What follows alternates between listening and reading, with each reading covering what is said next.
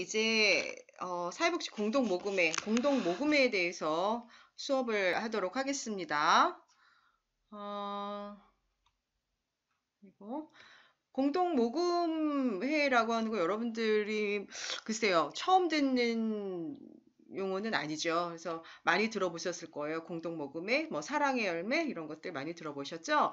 자, 공동모금이라고 하는 거는 기본적으로 민간 차원에서 이루어지는 기부 활동이다라고 볼 수가 있어요. 그래서 우리가 이제 이 공동모금을 통해서 건전한 기부 문화를 정착을 시키는 그런 굉장히 중요한 수단이 될 수 있는 것이 공동모금이다라고 볼 수가 있습니다. 그래서 민간 자원을 동원하는 데 있어서 굉장히 핵심적인 전략이에요.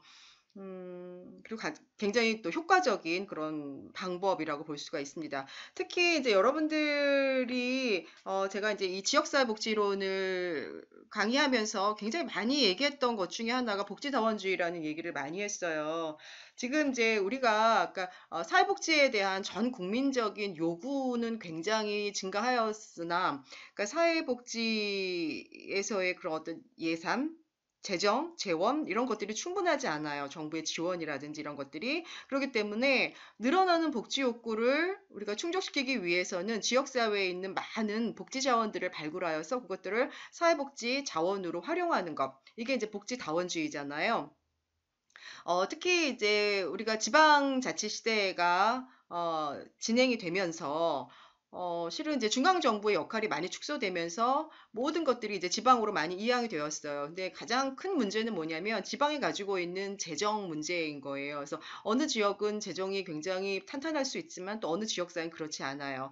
이제 그러다 보면은 사회복지에 대한 수요가 굉장히 그 사회복지 서비스를 받는 사람이 어느 지역에 사느냐에 따라서 그런 불만족이 생길 수 있는 이제 그런 상황들이 벌어지는 거죠. 그 사회복지 서비스의 편차가 그만큼 나타날 수밖에 없는 상황이에요. 이제 그런 문제들을 해결하기 위해서 민간의 자원을 동원하기 위한 굉장히 효과적인 방법이 바로 공동모금이라고 할 수가 있습니다.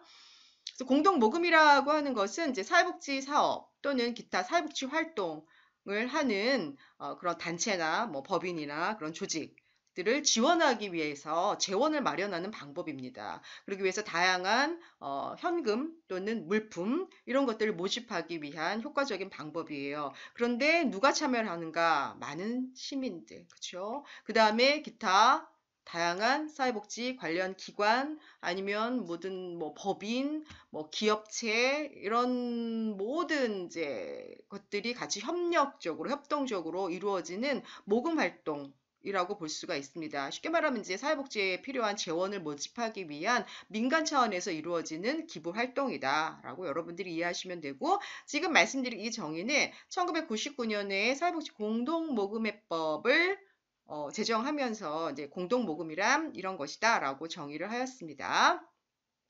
이제 우리가 이제 공동모금을 하면서 이게 이제 공동모금이라고 하는 것이 그거잖아요. 사회복지의 수요를 충족하기 위해 민간 차원에서 기부 활동을 하는 거예요. 모금 활동을 하는 거예요.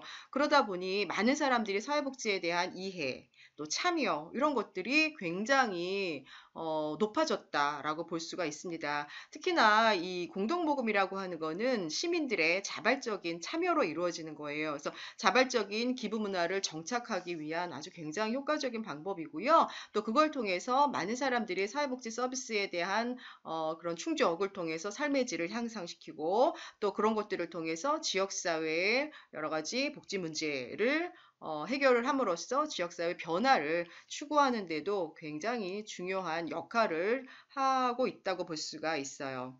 그 다음에 이 공동모금이라고 하는 것은 기본적으로 이제 민간에서 일어나고 있는 그런 모금 활동이에요. 이 공동모금회가. 그럼에도 불구하고 이 공동모금회, 사회복지 공동모금회법을 제정하는 걸 통해서 재원을 효과적으로 관리하는 거, 그 다음에 운영하는 거, 또 투명하게 관리하는 거, 이런 모든 것들이 담보되어야 한다라고 하는 거예요. 그래서 조성된 재원을 효율적으로 관리하고 운영을 하는 것. 또 투명하게 운영하는 것. 이걸 통해서 사회복지를 향상시키는 것, 증진시키는 것. 이러한 목적으로 공동모금을 시작을 하였고, 공동모금회법을 제정을 하게 되었습니다. 자, 공동모금의 뭐 뭐 필요성 이런 것들이 이제 나옵니다. 네, 기본적으로 공동모금이 갖고 있는 중요한 의의는 뭐가 있을까요, 여러분? 이제 많은 사람들이 참여한다. 그쵸? 전 국민적인 참여를 바탕으로 모금 활동이 이루어지는 거예요. 근데 예전에 제가 COS를 수업을 하면서 그런 얘기를 했었죠. 우리가 COS라고 하는 그 자선 활동 단체잖아요. 그러니까 지금 이 COS와 공동모금에는 전혀 무관하지 않아요. COS가 발전된 형태가 공동모금이라고 볼 수 있어요. 자, COS가 갖고 있는 가장 큰 문제가 뭐였습니까, 여러분? 자선을 하고자 하는 단체들이 너무나 많은 거예요. 그러다 보니 자선의 중복이 이루어지고 또 어떤 부분에 있어서는 필요한 사람이 받지 못하는 누락의 문제가 발생이 되었잖아요. 그 다음에 또 하나는 그런 중복의 문제라고 하는 거는 그거예요. 무분별한 자선이 이루어진다라고 하는 거예요. 뭔가 체계적으로 자선이 이루어지지 않고 있다라는 거죠. 이제 그런 문제를 해결하기 위해서 COS라고 하는 하나의 기구를 만들었어요. 그래서 체계적으로 자선을 관리하는 그래서 중복과 그런 누락의 문제를 해결하고자 그 COS를 만들었죠. 이제 그거에 발전된 형태가 공동모금회라고 볼 수가 있습니다. 그래서 공동모금회는 만약에 이렇게 일괄적인 어떤 창구가 없다라고 하면 여러분들이 막 자선이 되게 무분별하게 일어나겠죠. 그리고 이렇게 무분별하게 일어난 자선 행동이나 이런 활동이 실은 그 사회복지를 요구하는 많은 수요자들에게 체계적으로 다가가기가 어려워요. 그런 욕구를 파악하는 것도 무분별하게 이루어지기 때문에 중복될 수 있는 그런 문제, 누락의 문제 이런 것들이 발생을 합니다. 그러기 위해서는 자선의 어떤 창구를 단일화하는 것, 자, 이런 걸 통해서 무분별한 자선을 방지하는 것, 이게 굉장히 중요하다고 볼 수가 있습니다. 자, 여러분들 이제 그런데 우리가 어떤 모금 활동을 한다, 뭐 자선을 한다라고 할 때 여러분들은 어디에 모금을 하겠습니까? 그 기관의 어떤 신뢰도 이런 것들을 보고 모금을 하게 되죠. 여러분들이 이제 후원을 한다거나 할 때. 자, 그렇습니다. 그래서 이 사회복지 공동모금회라고 하는 거를 만들므로써 또 법적으로 제정을 함으로써 무분별한 자선을 방지하기 위한 그런 어떤 창구의 일원화 또 그 다음에 어떤 신뢰감 있는 기관 이라고 하는 그러니까 이런 신뢰감은 왜 생기냐면은 기관에서 모금 활동하는 것들을 투명하게 공표하고 이제 이런 것들을 통해서 아, 이 기관이 지금 우리가 낸 자선 이런 기금들이 굉장히 투명하게 활용이 되고 있구나라고 하는 걸 우리는 확인할 수 있단 말이에요. 이러한 신뢰감을 통해서 여러분들이 이런 기부, 모금 이런 거에 참여할 수 있게 되는 거죠. 그래서 이런 신뢰감 있는 기관을 통한 무분별한 자선을 방지하기 위해서 공동 모금이라는 건 굉장히 필요합니다. 자, 공동모금은 여러분들 모두 다 참여하는 거예요. 우리나라에 살고 있는 모든 국민이라면 이런 사랑 나눔의 이웃 사랑에 대한 그런 사회복지에 대한 이해가 좀 더 많으신 분들이라면 더 적극적인 참여를 하시겠죠. 그래서 많은 주민들이 참여를 하는 거예요. 그래서 민간의 참여를 통해서 이루어진 단체다라고 볼 수 있어요. 자, 그렇기 때문에 또 이 주민의 참여를 의해서 이루어진 공동 모금이 단순하게 현금, 현물을 모금하는 걸 떠나서 시민의 어떤 자원봉사 활동을 통한 참여도 함께 이루어지는 거예요. 그래서 이러한 공동 모금회가 단순하게 뭐 그렇죠. 일단 기본적으로 물품과 현금을 모금을 하는 그런 단체이긴 하지만은 인적 자원을 또 모집을 하는 걸 통해서 지역사회 문제를 같이 해결해 나가고자 하는 이제 그러한 의의가 있다라고 볼 수가 있습니다. 그래서 자원봉사 정신을 고취한다는데도 이 공동모금이 갖고 있는 의미가 굉장히 크다라고 할 수 있어요. 모든 사람들이 지역 내에 참여할 수 있는 기회를 제공을 한다. 그래서 뭐 공동체 의식을 또 나눔의 삶을 함께 나누고자 하는 이제 그러한 의미가 있다라고 볼 수가 있습니다. 이제 무엇보다도 이거예요. 민간 자원을 동원하는 거. 그래서 시민의 참여를 극대화한다라는 게 가장 크다고 볼 수가 있어요.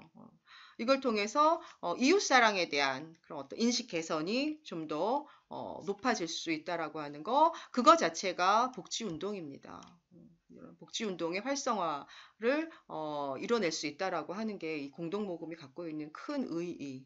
또 그러한 필요성에 의해서 우리는 공동 모금이 이루어져야 한다라고 하는 거죠. 자, 그 다음에 여기서 이제 잠깐 한 가지 더 얘기를 하면 이제 뒤에 다시 설명하겠지만 이제 이게 무분별한 자선을 방지한다라고 하는 거 여러분들 그런 거예요. 그러니까 우리가 모금 활동이 이제 너무 산발적으로 이루어지면은 이게 굉장히 아까도 얘기했지만 뭐 누락이라든지 중복의 문제가 일어날 수도 있기도 하고요. 자, 그다음에 우리가 누구에게 이거를 내가 모금한 돈을 어떤 수혜자에게, 어떤 대상자에게 줄지, 실은 이게 어떤 단일화된 창구가 있고, 거기서 대상자, 이제, 어떤 모금한 것들을 배분하는 대상자들을 이들이 다 선정을 해주는 거거든요. 근데 이런 어떤 모금회가 있지 않으면은 개인 대상자가 선정을 하거나 아니면 뭐 단체나 기업체에서 모금을 할 때 그 사람들이 선정을 해야 되는 그런 불편함들이 있어요. 그래서 이런 것들을 모두 해결할 수 있는 그러한 활동이 모금 활동이고 모금회의 역할이라고 볼 수가 있는 거예요. 자, 그 다음에 우리가 이 사회복지 공동 모금이라고 하는 거는 여러분들 이제 제가 그런 얘기 많이 했을 겁니다. 이 모금 그러니까 우리가 이제 사회복지기관에서 다양한 프로그램을 진행을 할 때 실은 이제 그 기관이 갖고 있는 역량 이런 것들이 재정적인 역량이 그렇게 충분하지가 않아요. 그래서 수요자들의 욕구가 많음에 비해서 많은 사업이나 프로그램들을 적극적으로 하기에는 굉장히 한계가 있습니다. 그랬을 때 우리는 그런 한계를 극복하기 위해서 뭘 한다 그랬죠?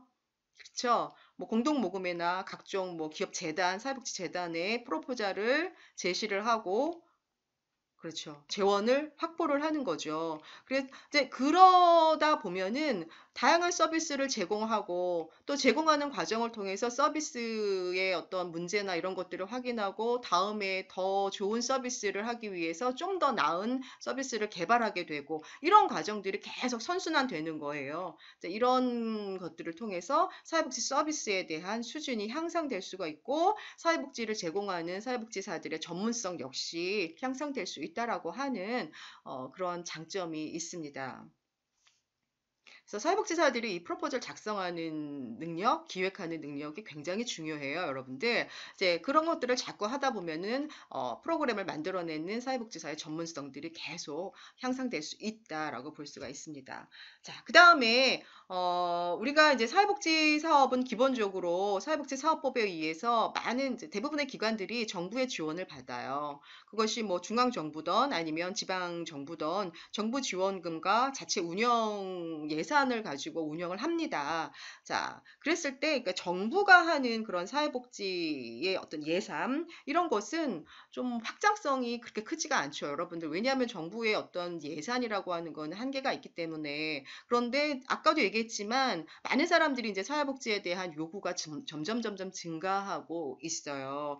그러기 위해서는 정부의 예산 또는 정부가 할 수 있는 부분이 어, 그런 것들을 다 충족시켜주지 못한다는 거죠. 그러면은 누가 참여를 해야 됩니까? 민간의 재원, 민간 부분이 참여하는 걸 통해서 사회복지의 수요를 충족시켜 줄 필요가 있다라고 하는 거죠. 그래서 이 사회복지라고 하는 거는 정부의 노력만으로 되지 않아요. 특히 현대사회에서는. 그렇기 때문에 이렇게 민간의 재원을 통한 파트너십을 통해서 사회복지가 성숙될 수 있는 그런 계기가 마련될 수 있다라고 볼 수 있습니다. 자, 이러한 필요성에 의해서 공동모금은 굉장히 중요한 역할을 하고 있다라고 볼 수가 있어요.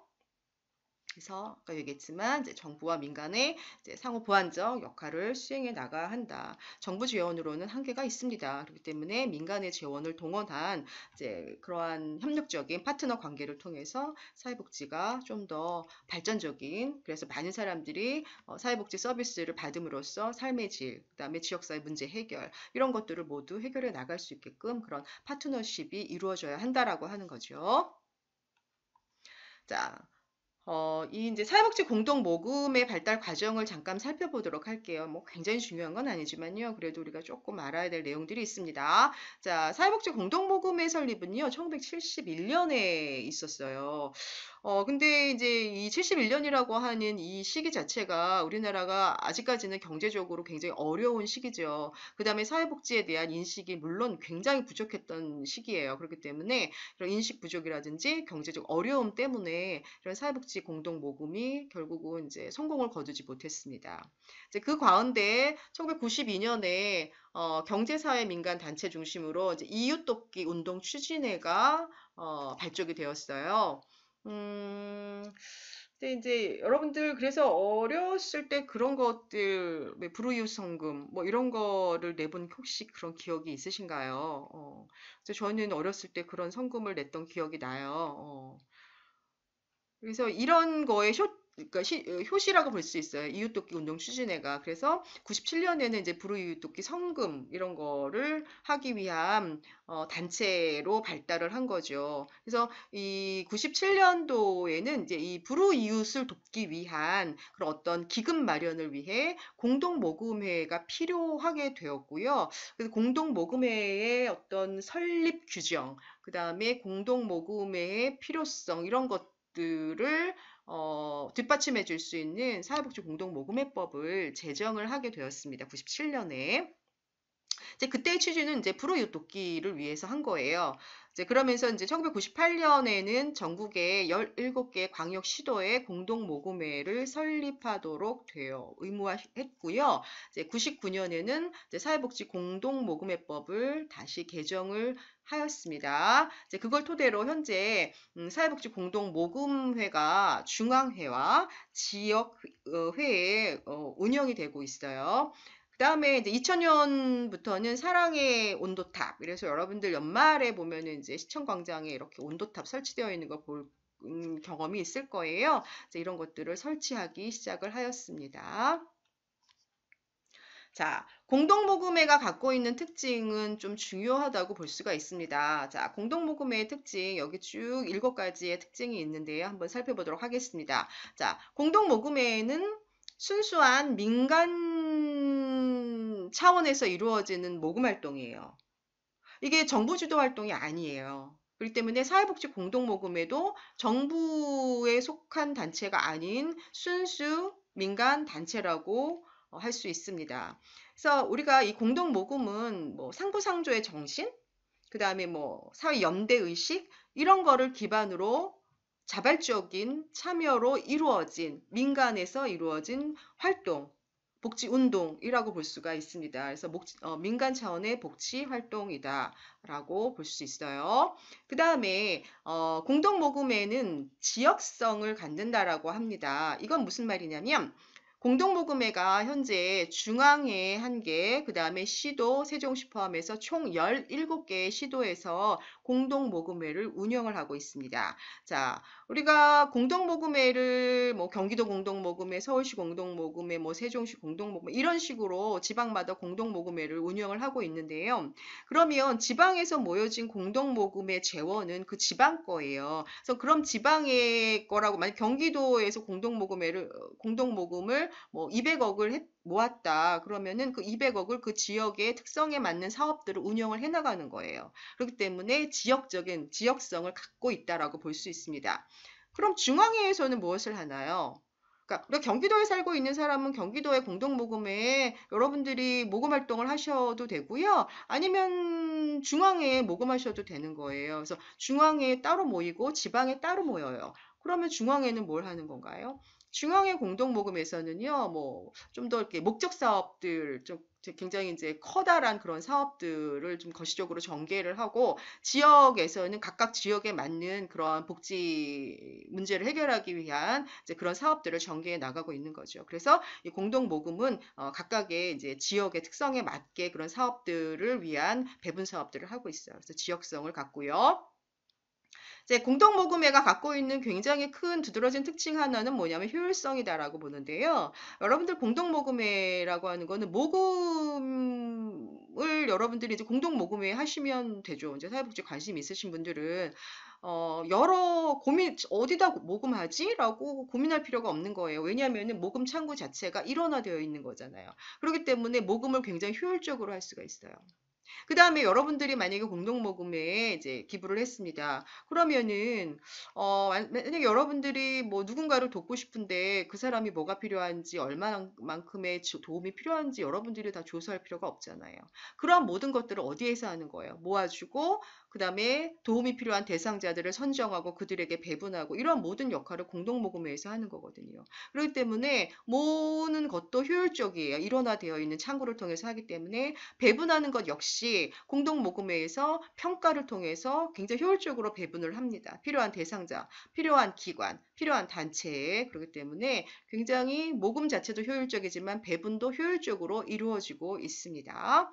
자, 그 다음에 공동모금회는 여러분들 굉장히 투명하게 운영이 되고 있어요. 그래서 모금액도 공표가 될 뿐만 아니라 배분된 모든 그런 지원 금액도 투명하게 사용되어야 합니다. 왜냐하면 심사하는 과정도 굉장히 투명하게 공정하게 운영이 될 뿐만 아니라 그 이후에 사용된 모든 그러한 내용들 역시 공개를 해야 하는 이제 그런 원칙이 있습니다. 그렇기 때문에 이런 모든 과정들이 굉장히 투명하고 공개적으로 운영이 되고 있는 거죠. 배분 대상자 선정, 배분하는 거, 그 다음에 모금액, 모금액의 사용처, 이런 모든 것들을 다 공개를 해야 되는 거예요. 자, 그래서 이런 공개성. 자, 그 다음에 협력성이라고 하는 거는 이게 이제 지역 주민들이 모두 다 참여를 하는 거잖아요. 그렇죠? 우리가 복지 활동이라고 하는 거, 특히나 이런 민간 차원에서 이루어지고 있는 이러한 복지 운동이라고 하는 것은 개개인의 주민의 참여 없이는 절대 이루어지지 못하는 거예요. 그렇기 때문에 이 복지 운동이라고 하는 거는 상호 연대 의식, 상주의 의식, 정신 이런 것들을 기반으로 다 같이 참여하는 협력적인 그러한 특징을 가질 수밖에 없습니다. 자, 그 다음에 이 공동모금회가 갖고 있는 특징 중에 하나는 계획성이 있습니다. 계획성이라고 하는 거는 이런 거예요. 여러분들 물론 이제 공동모금회에서 수요를 조사를 해요. 어느 만큼의 대상자가 있고 뭐 신청서를 받죠. 신청서를 받고 어느 기관이 어느 정도의 재원이 필요하고 또 개별 대상자들은 어느 만큼의 도움을 필요로 하고 이런 것들을 수요 조사를 합니다. 그걸 토대로 올해의 공동모금의 대체로 그 모금의 예산액을 산정을 해놔요. 그래서 모금액, 목표액이라고 하죠. 이런 것들을 미리 이제 산정을 하고 우리가 목표액에 맞추어서 모금을 진행하려고 이제 굉장히 이제 홍보도 많이 하고 그렇습니다. 그래서 이런 자금에, 그러니까 모여진 그런 자금이 그냥 모여진 만큼 뭐 이렇게 그냥 그러니까 수요자에게 나눠주는 게 아니라 수요자를 적정 정도 조사를 하고 그 다음에 배분이 어느 정도 이루어져 있기 때문에 올해의 목표액은 이 정도 된다라고 하는 이러한 모든 것들을 계획을 하는 과정을 통해서 모금 활동을 해나가고 있습니다. 자, 그 다음에 공동모금이라고 하는 것 자체는 여러분들이 이제 사회복지에 대한 이해, 그 다음에 나눔을 실천하는 거, 뭐 이런 모든 것들이 필요해요. 그렇기 때문에 이것 자체가 어찌 보면은 사회복지에 대한 교육이 될 수 있는 거예요. 어린 아이들부터 뭐 모든 전 국민에 이르기까지 그래서 사회복지에 참여할 수 있는 그런 기회를 제공하고 그걸 통해서 복지 교육이 자연스럽게 이루어질 수 있다라고 볼 수가 있습니다. 그래서 공동모금회는 이러한 특징을 가지고 지금 전개되고 있습니다. 앞서서도 물론 얘기가 된 얘기들이지만요. 다시 한번 정리를 하면은요. 공동 모금이 갖고 있는 이제 사회적 기능에 대해서 한번 살펴보도록 하겠습니다. 자, 공동 모금은 합리적인 기부금 모금을 통한 사회복지 자금을 조성을 한다. 만약에 공동모금회가 없으면 굉장히 모금 활동이 산발적으로 이루어질 거예요. 산발적으로 이루어지기 때문에 그렇다면 모여진 자금, 뭐 그런 사회복지 재원이 효과적으로 사용되기에는 굉장히 어려움이 있어요. 그렇기 때문에 우리가 기부금 창구를 일원화한다라고 하는 거는 모금 활동을 보다 효율적으로 할 수 있다라고 하는 그러한 차원에서 굉장히 의미가 있다라고 볼 수가 있습니다. 음, 그러니까 그렇잖아. 이게 이제 만약에 우리가 이제 산발적으로 이루어진다라고 하면은 여러분들이 낸 금액이 어디에서 어떤 대상자에게 쓰일지 잘 모르실 수가 있어요. 아니면 여러분들이 직접 찾아서 그 대상자들을 선정을 하고 이분에게 이걸 주세요라고 하면 여러분들의 시간과 노력이 굉장히 많이 소요가 되잖아요. 이제 그런 것들을 공동 모금회를 통해서 모두 다 이루어지게 할 수 있게 하는 거예요. 그래서 모금을 하는 창구를 일원화시키고 그 안에서 대상자들을 발굴하고 대상자에게 적절한 배분을 하고 이런 모든 과정을 사회복지 공동모금회가 하고 있기 때문에 합리적으로 기금을 모집하는 것뿐만이 아니라 그 기금의 수행, 그러니까 기금이 사용되는 것 들도 우리가 확인할 수 있고 그런 것들도 우리 대신해서 이 공동모금회가 해주는 거예요. 그렇기 때문에 개인 기부자들의 그런 어떤 수고를 많이 덜어주는 차원에서도 굉장히 의미가 있는 거라고 할 수가 있습니다. 그래서 어쨌거나 이제 합리적인 모금 활동을 하는데 굉장히 의미가 있다라고 보시면 되고 산발적인 모금을 방지한다. 그렇기 때문에 굉장히 효율적이다.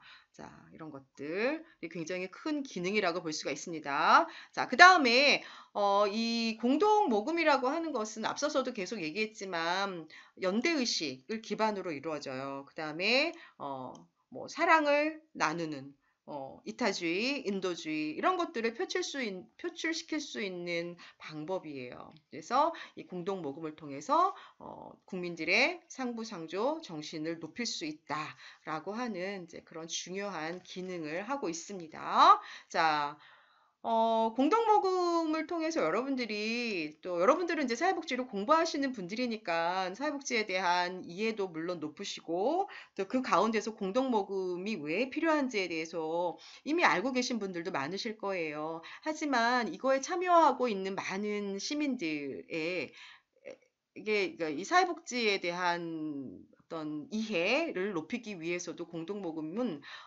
지속적인 홍보 활동을 하고 있습니다.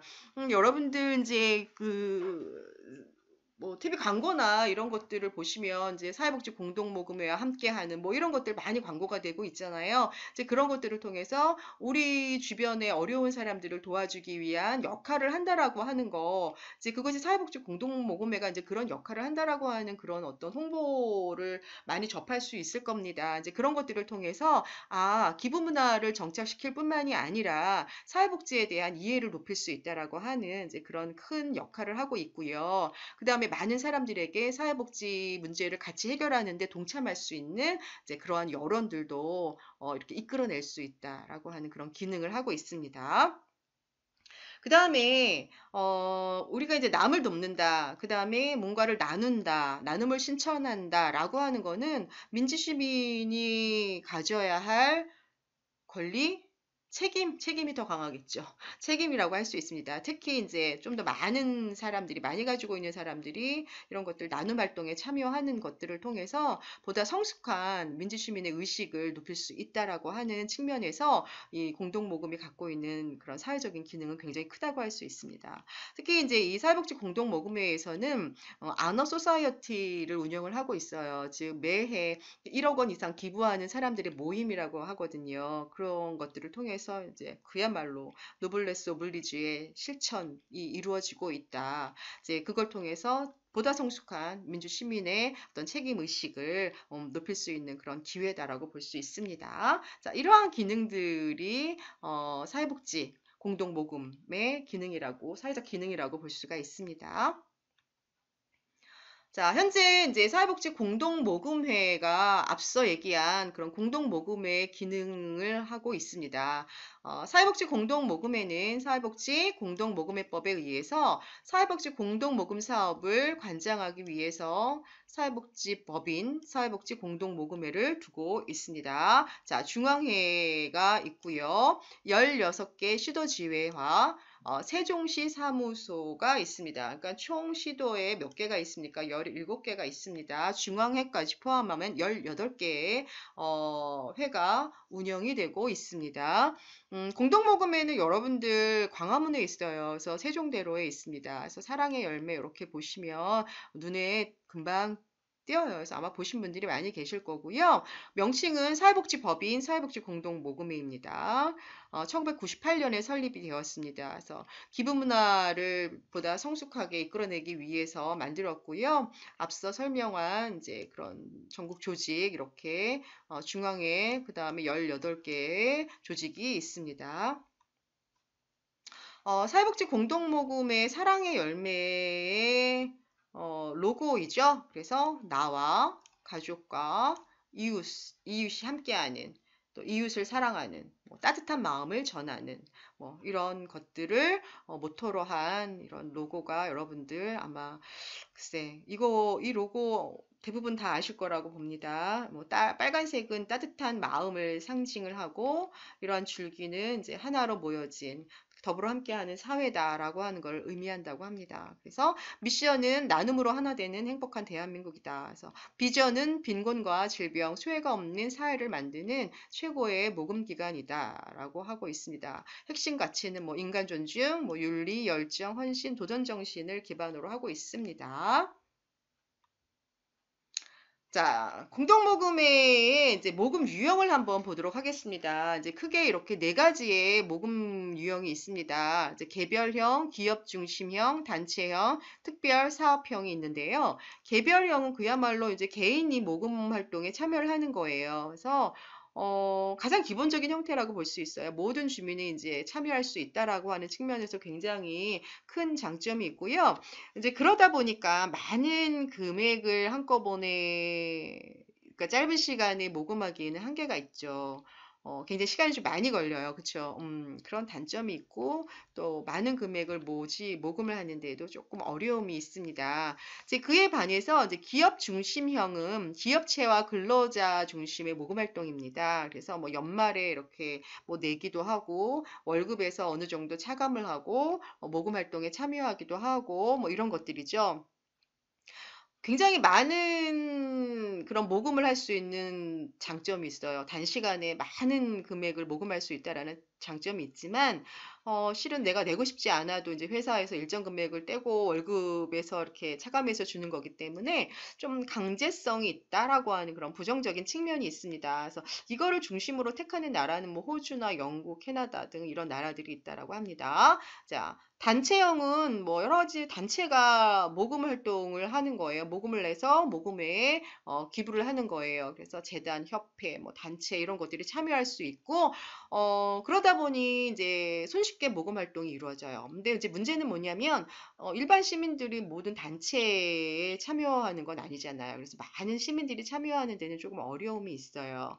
이제 요거를 주로 채택하는 나라는 일본이라고 합니다.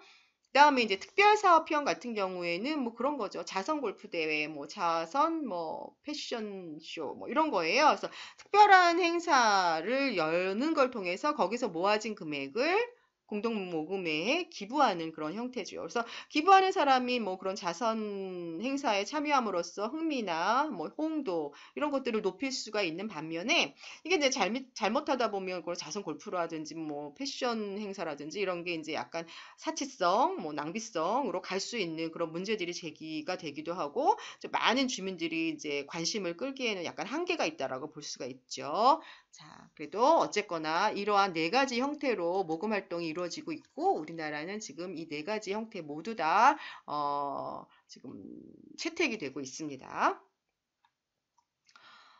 사회복지 공동모금의 모금 방법은요, 연말 집중 모금과 연중 모금으로 나눠져 있어요. 연말 집중 모금은 뭐 여러분들 아실 거예요. 11월부터 보통 이제 사랑의 온도탑이 설치가 되고 있습니다. 그래서 11월, 12월 동안 굉장히 집중적으로 이루어지고 있죠. 그러면서 온도가 막 올라가는 거를 보여주면서 이제 우리 목표액 이만큼 남았다, 뭐 이런 것도 보여줘요. 그래서 연말 연시에 2개월 동안에 집중적으로 하고 또 이런 것들을 언론사라든지 뭐 이런 연계해서 홍보하기도 하고 여러 가지 이벤트를 하기도 하고 뭐 생방송 진행되기도 하고 이러면서 이제 범국민적인 모금 행사를 하죠.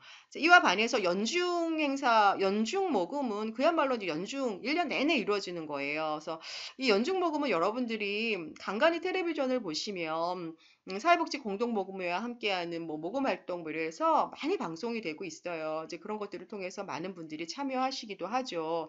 그렇기 때문에 실은 이제 개인 기부자들 같은 경우에 연중에 참여하시면은 그 공동모금회를 우리야 알지만 일반 시민들은 잘 모를 수 있어요. 그랬을 때 지속적인 어떤 홍보 이런 것들은 필요합니다. 그래서 여러분들이 이런 나눔을 실천하기 위해서는 사회복지 공동모금회에 참여하세요라고 하는 걸 통해서 이 공동모금회는 지역마다 있습니다. 이런 것들을 충분히 홍보를 해줄 필요가 있습니다. 그래서 이제 방송과 연계해서 지속적인 홍보가 좀 더 활발히 이루어진다면 이런 연중 모금들도 굉장히 많은 모금을 할 수 있을 거라고 봅니다. 이제 기타 뭐 여러 가지 이벤트를 통해서 모금 활동이 이루어지고 있죠.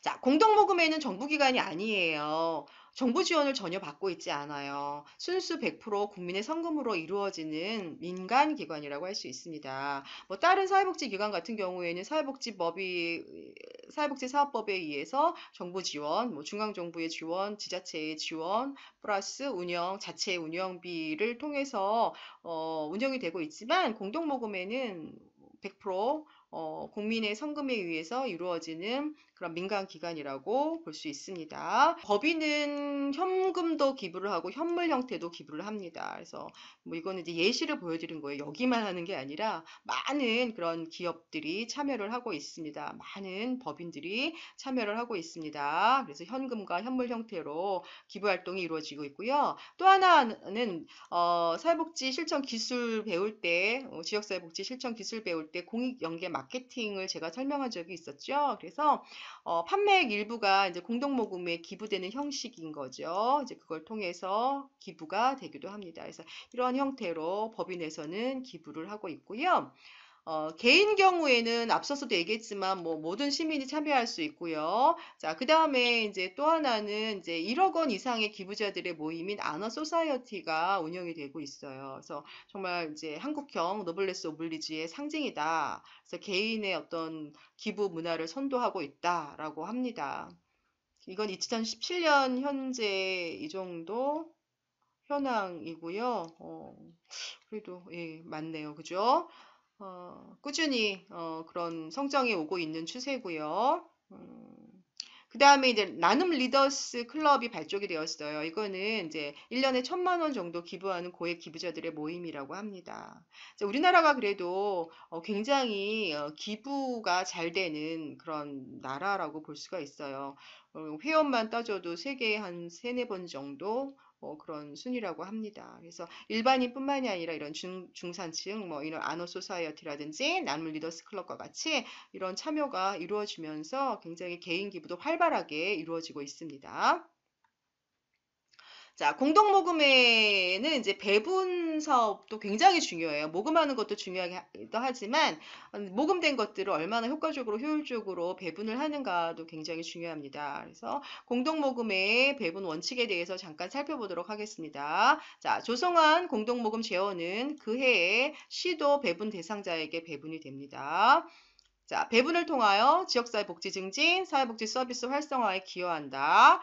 배분 사업은 사회복지 사업, 사회복지 활동, 사회복지 프로그램을 행하는 자에게 모두 제공합니다.